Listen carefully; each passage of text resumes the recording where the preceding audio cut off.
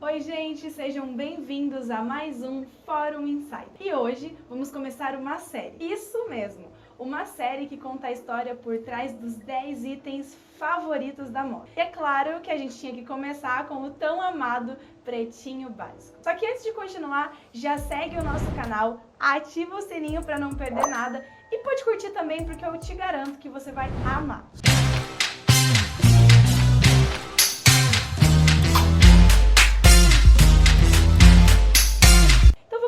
A escritora de moda Nancy McDonald Smith diz que quando ouvimos essa expressão pretinho básico, imediatamente pensamos em um vestido que é simples o suficiente para parecer sem esforço, mas elegante o bastante para que a mulher que o use fique marcada como uma pessoa de bom gosto. E olha, eu concordo com ela. E venhamos e convenhamos, né, gente? Qual é a mulher que não tem um pretinho básico no seu guarda-roupa, não é mesmo? E se eu te contar que quem inventou esse ícone da moda não foi a Chanel? Você acredita? Apesar dela ter todo o direito de reivindicar o cargo de madrinha do pretinho, ela gostava tanto dessa cor, seus amigos chamavam ela de tourinho negro e cisnezinho negro.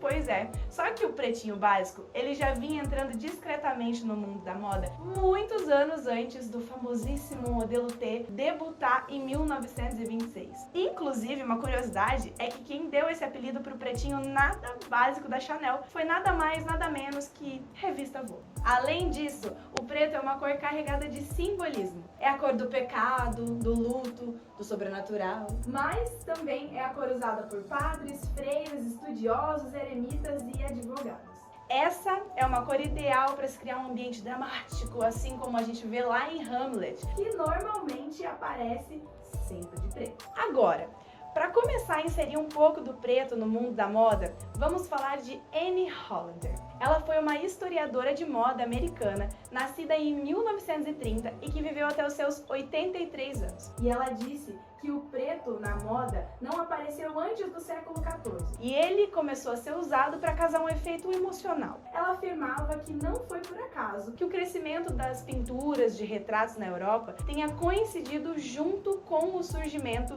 do preto na moda.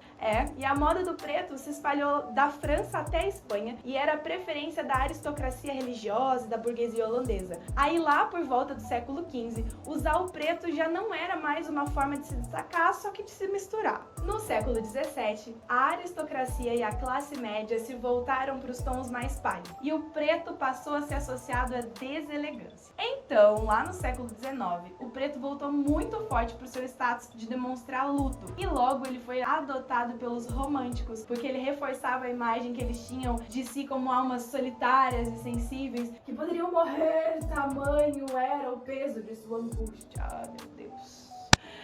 Os dandies, lá na era romântica, que eram uns homens super reconhecidos pelo seu extremo bom gosto de se vestir, foram os primeiros a usar o traje preto e aí esse hábito ficou pra sempre, né? Até hoje a mulherada gosta de usar um pretinho. Nessa época, os homens radicais usavam o preto como a sua marca e as mulheres apenas como sinal de luto. O período do luto durava 2 anos e meio. E aí, por pouco mais de 1 ano e meio, a viúva passava inteiramente de preto. E depois, ela passava para roupas pretas com enfeites pretos e, por último, para tons meio desbotados, tipo uma cor de alfazema e o cinza, junto com alguns acessórios pretos, para dar aquela valorizada, né? Aí, lá no século XX, a cor preta continuou associada à perda e grandes lojas de departamento chegavam a ter espaços inteirinhos somente com artigos de luto. Bizarro, né? Mas tudo bem. Aí, foi lá na Ascot Negra, em 1910, que o luto atingiu o auge da moda. Ascot é uma das corridas de cavalo mais prestigiadas no mundo até hoje e sempre foi um verdadeiro desfile de moda. Só que nesse ano, semanas antes do evento, o rei Eduardo VII morreu. E aí, todos os participantes foram vestidos de preto em respeito à morte do rei. Jornais da época publicaram inúmeros relatos de que todos os vestidos usados eram maravilhosos. E aí, por causa da Primeira Guerra Mundial, essa formalidade da duração de 2 anos e meio do luto, ela tinha sido quase que abandonada 100%, porque eram tantas mortes que a maioria das pessoas achava que o melhor era seguir em frente mesmo. Então as roupas elas se tornaram muito mais simples também, por causa da quantidade de mulheres que trabalharam durante a guerra. No final, elas acabavam se atrapalhando com aquele monte de calda e monte de tecido e pano em tudo que é lado. Então as saias começaram a ficar mais curtas e as blusas menos complicadas. Gente, de quase 10 metros de tecido nos anos antes da guerra, os vestidos passaram a ter pelo menos ali, mais ou menos, uns 2 metros de tecido. Aleluias, não é mesmo? Porque senão até hoje, imagina a gente lá,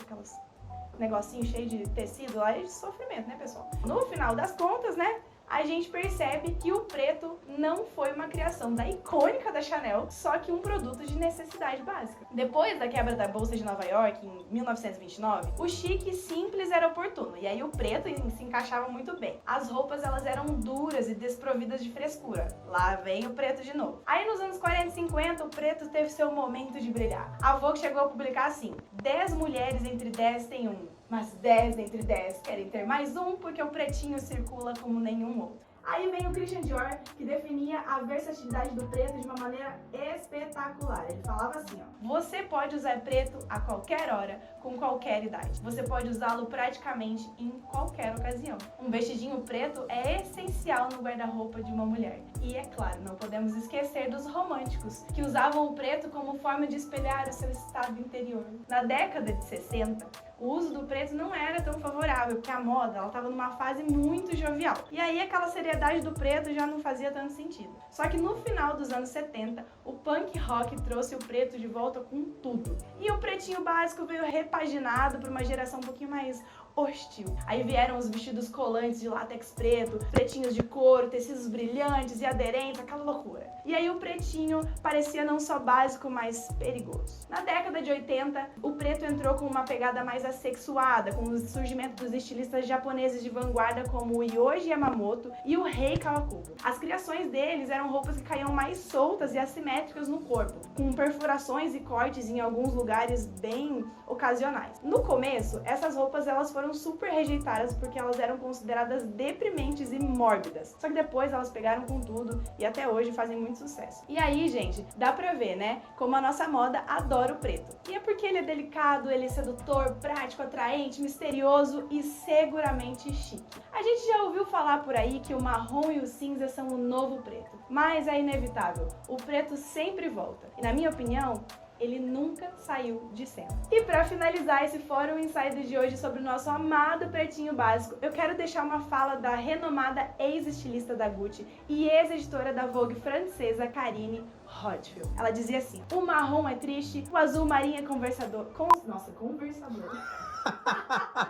Você já conversou com o várias azul marinho? conversas. Eu já conversei, tem várias conversas com o meu azul marinho. Ela dizia assim: o marrom é triste, o azul marinho é conservador e o preto é chique. É isso, pessoal. Se você também tem o seu amor no pretinho básico, conta aqui nos comentários pra gente. Muito obrigada por nos acompanhar até aqui, um super beijo e até o próximo Fórum Insider.